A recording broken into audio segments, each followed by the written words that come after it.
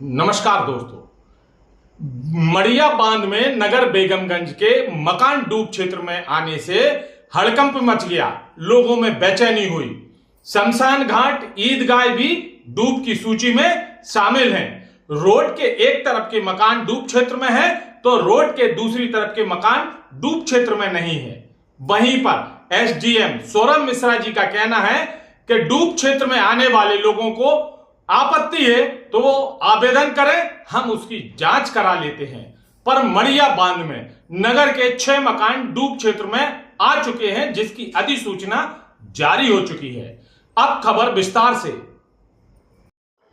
बेगमगंज से हमारे संवाददाता शरद शर्मा की स्पेशल रिपोर्ट।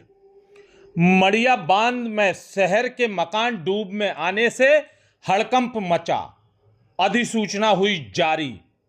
शमशान, मरघट और ईदगाह भी डूब क्षेत्र में। रोड के एक तरफ के मकान डूब की सूची में है तो दूसरी तरफ के मकानों का नाम ही नहीं है। रायसेन जिले के बेगमगंज में बिना बहुउद्देशीय सिंचाई परियोजना के तहत बन चुके मड़िया बांध को लेकर डूब क्षेत्र का सही आकलन लोगों को पता ही नहीं है। इस कारण से तरह तरह की अफवाहों का बाजार गर्म होता रहता है। समय समय पर आए दिन इसकी जन चर्चा बनी रहती है। संभवतः बेगमगंज भी डूब क्षेत्र में आ सकता है। लोग अपने अपने हिसाब से कयास लगाते रहते हैं। अब कलेक्टर के द्वारा जारी सूचना में शहरी क्षेत्र के 6 मकान, बीना नदी से लगे हुए एक शमशान घाट, एक मरघट और एक ईदगाह भी पूरी तरह से डूब क्षेत्र में आने से भूमि अधिग्रहण करने की सूचना शासन ने जारी कर दी, जिससे चर्चाओं के बाजार फिर से एक बार गर्म हो गया। सूची में माला फाटक के 6 मकान डूब क्षेत्र में दिए गए हैं, जबकि सड़क के दूसरी तरफ के मकान का कोई हवाला नहीं है।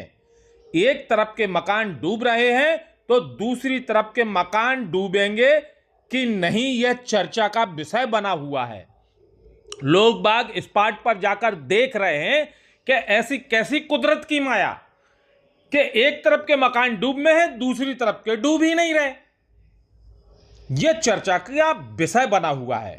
कार्यालय कलेक्टर एवं समुचित सरकार मध्य प्रदेश शासन राजस्व विभाग जिला रायसेन मध्य प्रदेश के द्वारा धारा 19 भू अर्जन, पुनर्वास और पुनर्स्थापना में उचित प्रतिकार पारदर्शिता का अधिकार अधिनियम 13 की चूंकि राज्य शासन को इस बात का समाधान हो गया है कि नीचे दी गई अधिसूचना में बिना संयुक्त सिंचाई एवं बहुउद्देशीय परियोजना मड़िया बांध के तहत नगर बेगमगंज के लिए बांध निर्माण में डूब प्रभावित भूमि हेतु आवश्यक वर्णित भूमि की सार्वजनिक प्रयोजन के लिए आवश्यकता है, इसलिए अधिग्रहित की जा रही है, जिससे तरह तरह के नगर में चर्चाओं का बाजार गर्म है।